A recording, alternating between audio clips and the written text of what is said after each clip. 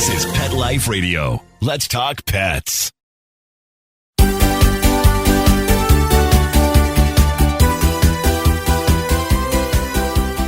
You know, we have a Facebook group that we would love to have you join on Animal Life After Death. And this is Brent Atwater, host of your Alive Again show. And we have Joy with us today, who is one of the administrators of that group. And she had a question about what sign is from whom on the other side. I've had 15 pets, and how do I know which one's sending me a sign, and how do I know which one's not sending me a sign? And we thought that was a really good question, and we wanted to make a show of it. Now, if you have questions that you'd like us to answer on the show, we will be having live Q&A in the future. But if you have a story or a question that you'd like to share with us, send it to Brent at PetLifeRadio.com, and we'll look forward to reviewing it and see if it'll help expand our listeners' awareness. Now, today, one of the things you need to know is any pet that you have ever had, the little bunny when you were a child, the horse when you were a teenager, and the Shih Tzu when you were an adult, all of those, and the ant farms in between and everybody in between can come and work with you when they're on the other side. Now, when we're doing exercises on how to touch pets on the other side, which you can get from my book, After Death Signs, we always say, ask specifically the pet that you want to respond to your request, like Fluffy.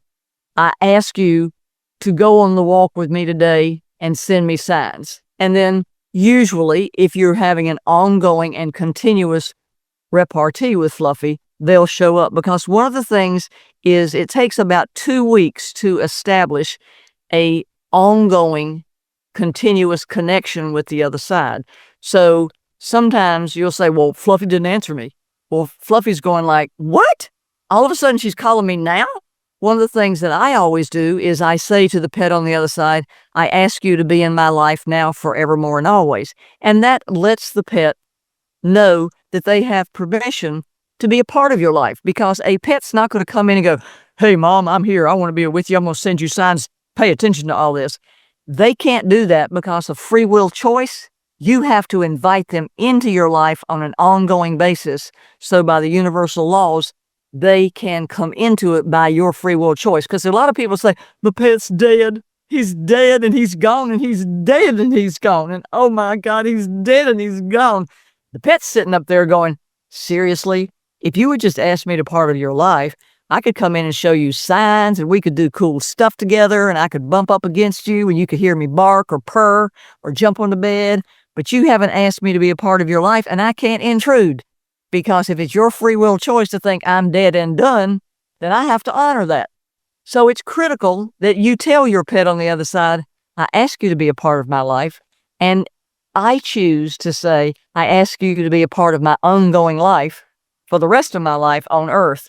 That way, I get dreams and signs from all of my favorite pets instead of just dealing with one in particular. Now, Joy's with us today, right after our sponsors break, who's going to tell you her story. Take a bite out of your competition. Advertise your business with an ad in Pet Life Radio podcasts and radio shows. There is no other pet-related media that is as large and reaches more pet parents and pet lovers than Pet Life Radio. With over 7 million monthly listeners, Pet Life Radio podcasts are available on all major podcast platforms. And our live radio stream goes out to over 250 million subscribers on iHeartRadio, Odyssey, TuneIn, and other streaming apps. For more information on how you can advertise on the #1 pet podcast and radio network, visit PetLifeRadio.com/advertise today. Let's Talk Pets on PetLifeRadio.com.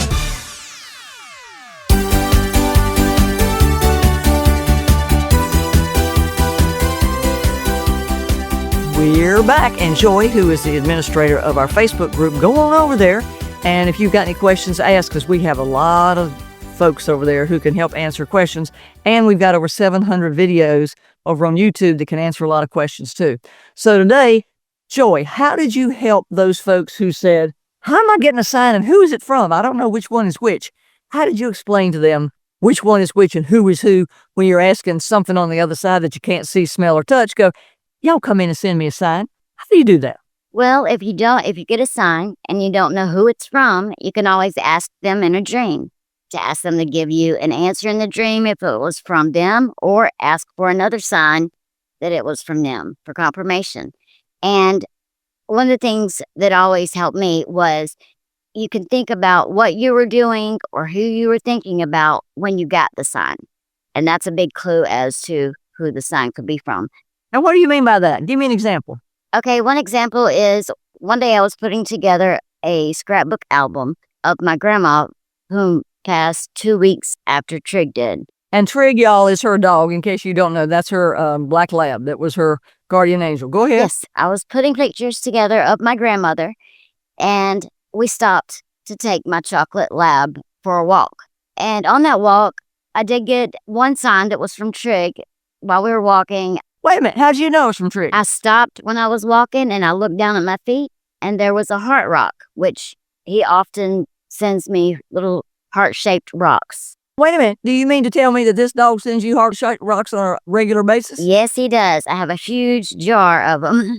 I keep them. Do you? Yes. You collect them? I Okay. keep them when he does. Now, that's something for y'all to know. Some pets send feathers. Some pets sends coins. Trig sends heart-shaped rocks. And what else? Well, and they will even have a T shape on them a lot of times. Most of them will have, somehow, I don't know how, it has the letter T on it. Oh, wow. It's just the feeling I have when I pick the rock up. I just know it's from Trig. Now, you know somebody out there is going to say, that girl has lost her marbles. Mm-hmm. She can't be right thinking like that. Why do you feel that way that is from your dog? It's the feeling that I get that is his love for me and how he felt when I would hug him and when I was around him. So that same energy sort of embraces you? Yes, it's a warm feeling I get inside me. Okay. I'm even being hugged by him. Okay. Okay, and so I knew the rock was from him. I picked it up. I said, thank you, Triggy, immediately, because I just knew it was from him. And I know I've learned to recognize the ways that he sends signs, and that's one that he does often.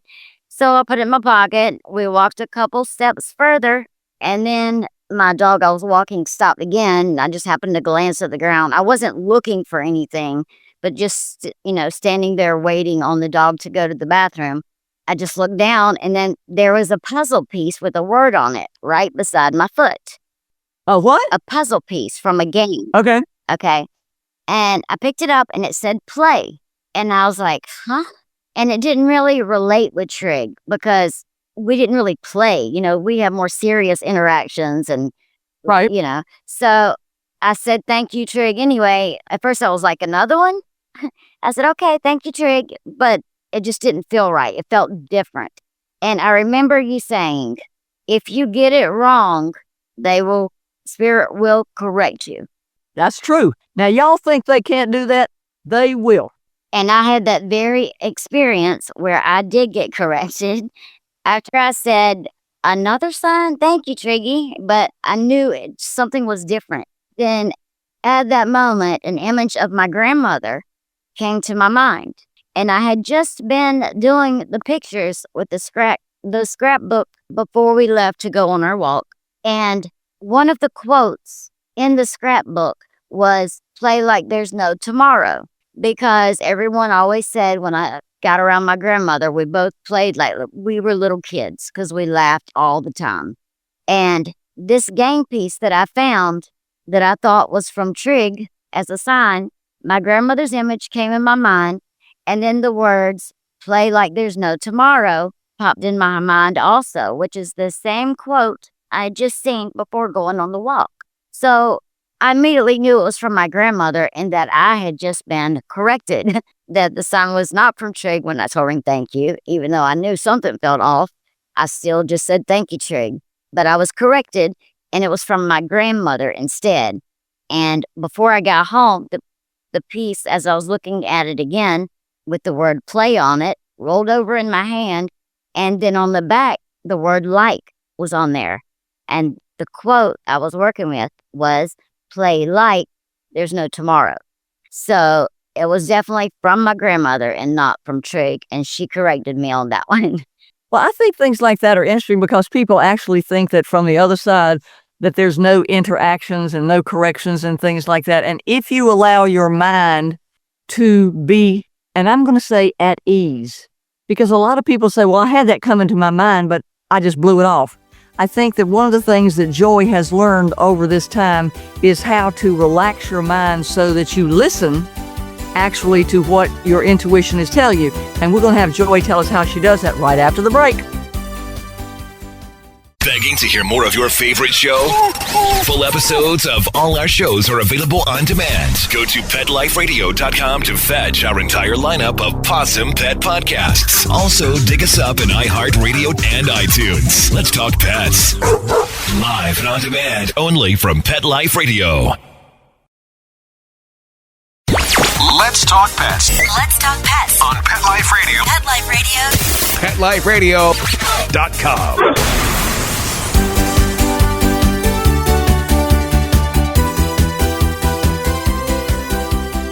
Okay, we're back, and what we're talking about is how do you tell which sign is from whom, and do spirits really correct you if you get the wrong thing? Yep, they do. Joy, tell us how you learned to let your mind relax so that you could hear or sense. Because a lot of people say, I can't do that. I can't do that. They can. They just don't allow themselves to do it. What changed you from being uptight, this isn't happening, and not trusting, to, oh, Triggy sent me that. Or, whoa, I just saw an image of my grandmother. I must be going crazy. My electrolytes aren't balanced. Whoops, nope. That was Grandma saying it was her sign. How do you do that? Well, I paid attention to what was going on around me as well as my own thoughts, and I trusted myself. You said a long time ago on one of these topics, if you don't trust yourself, then trust your pet. That's right. If you don't trust yourself, and that's really key, folks, because a lot of people say, I can't trust myself because I have all of this. Look, you trusted your pet during their life with you. Trust them to be right. They're not going to jerk you around because they have no reason to do that. They're not going to get an extra treat. They're not going to get to sleep later, and they're not going to get a walk in the park. So trusting them is going back to you having that same confidence and confidential feeling in they're going to do the right thing, and they will on the other side. And so if you don't trust yourself, trust that the image or the rock or the flower or the bird or the penny or anything like that that you're dealing with, if you hear, well, that's from my Triggy, trust that that is. And then once you start that process, how does that evolve, Joy, so it becomes more confidence and less lack of trust? Well, not just with learning to trust yourself, but you learn to recognize the ways that they do send signs. And what do you mean? They send they get a pattern to it? Well, no, not. I guess it could be considered a pattern, but it's just the certain ways. Like, although Trick has sent me a feather before, his normal way, I guess I'll say, the normal way is through the heart rocks or cloud images or his name or items with the letter T on it. There's just certain things that he does because in the end, of course, they want you to know it's from them because they're sending you the signs to show that they are with you, to comfort you, and to let you know they're still there. And a lot of times, I'm going to interrupt you here, a lot of times they send, because I always say, send me a sign, and this is if you're having trouble, I always say, send me a sign that I can easily recognize and understand. Yes. Because sometimes when you're grief-stricken, you go, it wasn't my sign, I can't get anything. It's real. Well, grief pushes away your ability sometimes to discern signs. And one of the things that's most important is to allow yourself, if you can, to say, if that was a sign, who would it come from? And feel what you hear inside yourself. That's learning to trust in yourself. Is that right, Joy? Yes. And think about what the situation was before or right as you got the sign.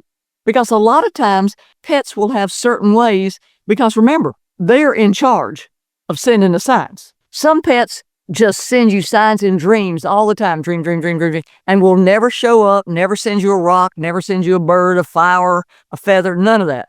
Then there are others who, like, I had this lady that she's lived in a 34th floor apartment in Hong Kong, and her Samoyed would send her butterflies.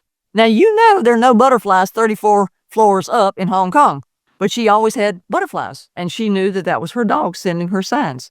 So sometimes they have to adjust the way they send signals and signs to you so that you get it. And sometimes you might just say to them, could you do it so I can easily understand it and easily recognize it? Because in the beginning, you having that little inner fight with yourself and you're going, was it, was it not? Was it not? And that's something that you don't want to do. You just want to relax into it and go, well, look at there. He sent me another one. And I find that a lot of times I get a confirmation that the sign was from him, even without asking. I guess because just, from being with me and knowing everything about me, he knows I might doubt sometimes and not trust myself, even though now I've learned to do that and it just kind of comes naturally, with how everything's progressed. But with the heart that I said was from Trig and I just knew it, I felt it. But also later that night when I went to the grocery store, I had mentioned there was a smiley face on the heart. It was kind of like a heart, like an emoji. Yeah. Okay. That emoji with the heart eyes smiling on a rock, a heart-shaped rock. That's the rock that I found that day that was from Trig. And later that night at the grocery store, I went down the dog food aisle, and hanging right beside the dog food I was going to get was a dog toy that was the shaped emoji, a round emoji of the heart eyes with the smiley face. Do you think he was saying to you, did you get it, Yes. Mom? He was letting me know, just like my grandma let me know that puzzle piece was from her. He was chiming in saying, okay, in case you didn't get it, this one was from me. So they do let you know that it was from them. They want you to recognize it. And if you don't, whether it's from them or you ask, there's a way to make sure so that you know for sure. I think that's pretty cool. So we hope that you've enjoyed this. If you've got any questions, do send us an email at brent@petliferadio.com. Watch us on TikTok, Instagram, YouTube. We got over 700 videos over there that'll help you get through this.